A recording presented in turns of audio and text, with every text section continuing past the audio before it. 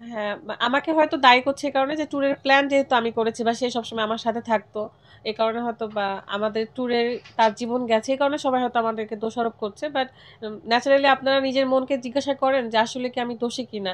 বা ভাগ্য এই পর্যন্ত এত মৃত্যুটা দিত কিনা? আপনারা একটু ভাবেন। আর পরিবারের কথা যেটা, চাচা-চাচীর কাছে আমরা নিজেরাই লাশ নিয়ে গিয়েছি। অ্যাম্বুলেন্সে ফ্রিজে তার লাশ ছিল। ওখানেই আমরা ২ জন মিলে বসে লাশের পাশে বসেছিলাম। আমার শাওনের পাশে। তো আমরা সারা রাত ওই অ্যাম্বুলেন্সের একটা আওয়াজ যেটা সেটা শুনতে শুনতে গেছি চট্টগ্রাম থেকে সিংড়া, নাটোর সিংড়া। কত ঘন্টা লাগছে? 14 ঘন্টা প্লাস লাগছে আমাদের পৌঁছাতে। এই 14 ঘন্টায় ওই অ্যাম্বুলেন্সের আওয়াজটা শুনতে শুনতে গেছি। তো করেনি আমরা তো হয়তো বা। তদন্ত পরে করছি, আগে আমার ভাইকে বাঁচানোর জন্য আমরা মেডিকেলে গিয়েছি।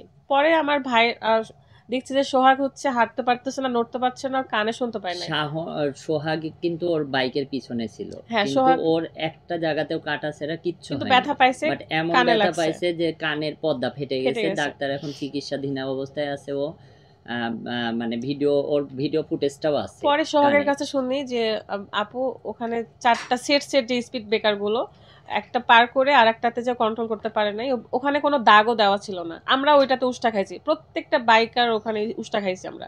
অল্পতেও গেলেও আমরা উষ্টা খাইছি, যাই হোক। তো ওইটাতে কন্ট্রোল করতে না পেরে নাকি ও রাস্তার ধারে বাইকটা চলে যাচ্ছিল। যাওয়ার পরে ওই যে থাকে না, অ্যালার্ট দেওয়া থাকে যে সাবধান সামনে, এরকম। ওই লোহার সাথে ফার্স্টে বাড়ি খাই।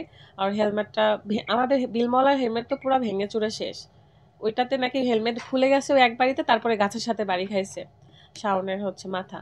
তো বাড়ি খেয়েও নিচে পড়ে গেছে।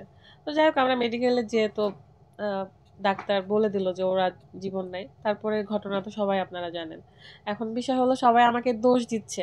এখন দেখেন আমিও তো নিজেও ওই আমি নিজেও মরে যেতে পারতাম। এগুলো এটা আসলে আমি আসলে ফ্লাশ আমি করতে চাই না। তার ফ্লাশ বাবা করতে মা চাই আমার না। ভিডিও দেখছে।